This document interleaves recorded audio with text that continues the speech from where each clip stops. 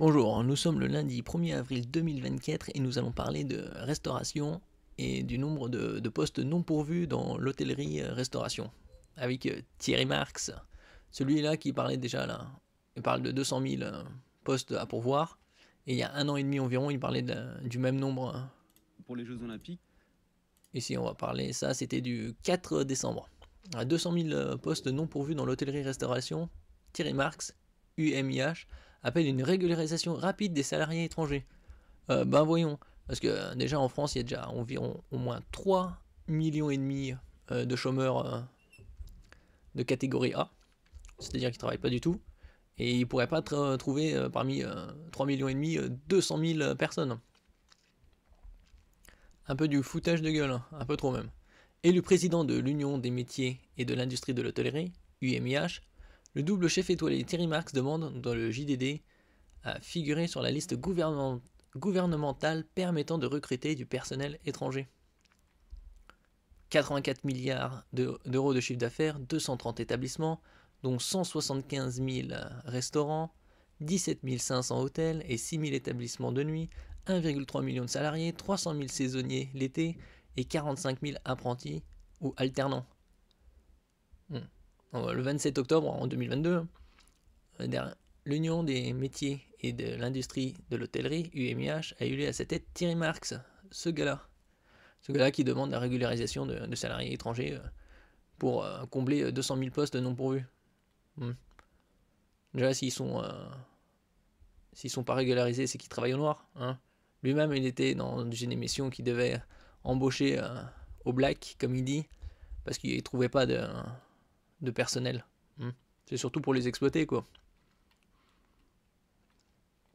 Donc là, il nous parle de 200 000, et comme s'il ne pouvait pas trouver 200 000 dans toute la France, quoi. Alors là, il nous sort, là, l'hôtellerie et la restauration, ce sont des métiers difficiles et exigeants, dont les conditions de travail sont parfois dures, avec des heures supplémentaires, des rémunérations empiriques, des horaires décalés qui nuisent aux relations sociales et à la vie familiale, des tensions fortes au travail, soulignait Thierry Marx. Oui, il cherche des larbins, quoi. Des personnes désespérées, alors que s'ils payaient convenablement, plutôt que de les payer au noir 1200 balles, 50 heures au lieu de 35, et en plus déclaré, donc normalement un employé ça lui reviendrait à 2500, 3000 euros, alors que là il paye au noir 1000, 1200 pour 45, 50 heures.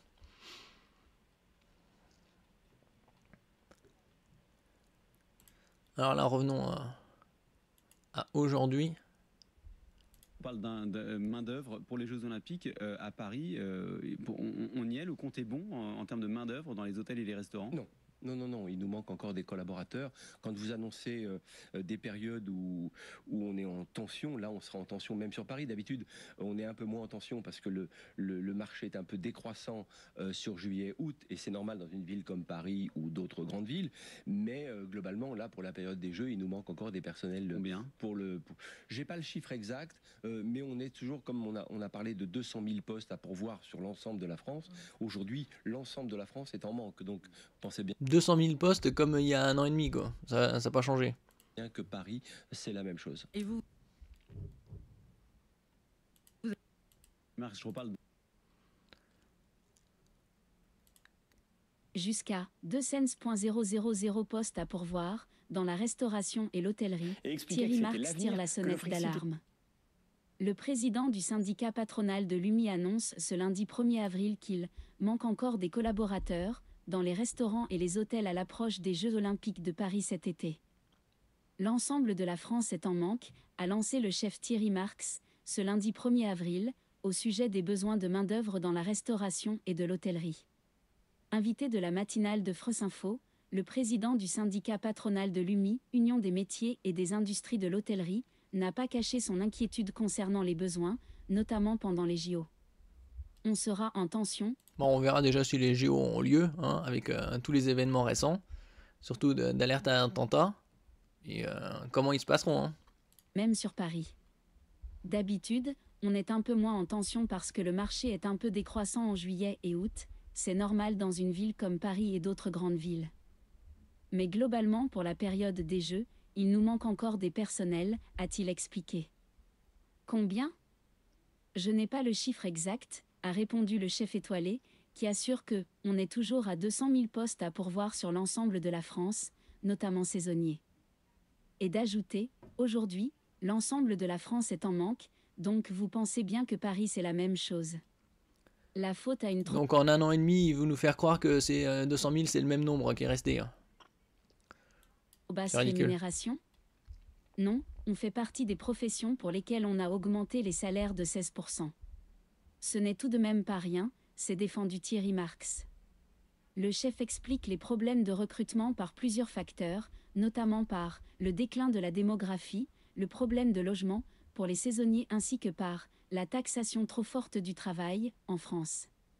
Sur 100 000... Oui, enfin, le déclin démographique, il ne faut pas oublier qu'il y a le chômage parmi les moins de 25-30 ans est plus élevé que dans les autres catégories.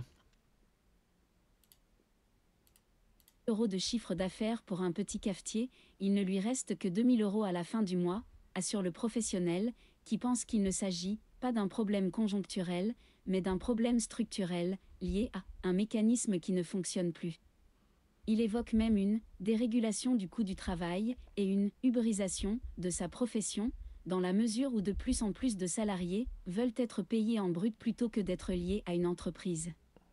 Et la conséquence est très concrète selon lui, avec des personnels qui préfèrent se placer sous le statut d'auto-entrepreneur, plutôt que d'accepter un CDI. Un choix fait, pour ne pas dépendre d'un employeur, pour planifier aussi sa vie, mais aussi pour se dire avec mon salaire brut, je vais opérer comme je veux mon budget.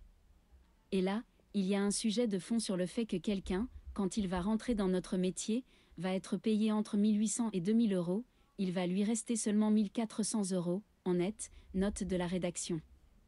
On peut lui expliquer que c'est la solidarité nationale et que ça fonctionne comme ça, sauf qu'aujourd'hui, ça ne lui permet pas de se loger, ça ne lui permet pas la mobilité, et le 10 du mois, il est à découvert, raisonne le grand chef parisien. Surtout qu'il ne faut pas oublier que sur la région parisienne, ils demandent un salaire triple par rapport au loyer. Donc si votre loyer est de 700 balles, ils vous demandent un salaire de minimum 2100 €, hein, net bien sûr. Donc c'est pas avec leur salaire de misère qu'ils vont trouver du personnel. Et surtout quand ils sont payés 1800-2000, c'est pas 35 heures qu'ils font, hein, c'est bien plus.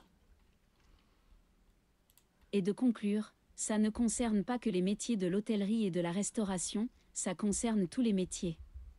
Ce qui veut bien dire qu'on a un problème structurel et pas conjoncturel.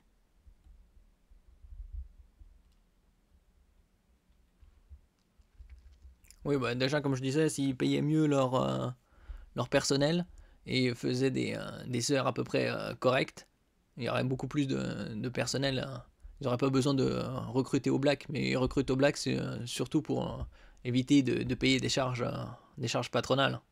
Parce que quand ils payent un étranger en situation irrégulière, ils le payent 1200 balles sous le manteau et il travaille 45-50 heures.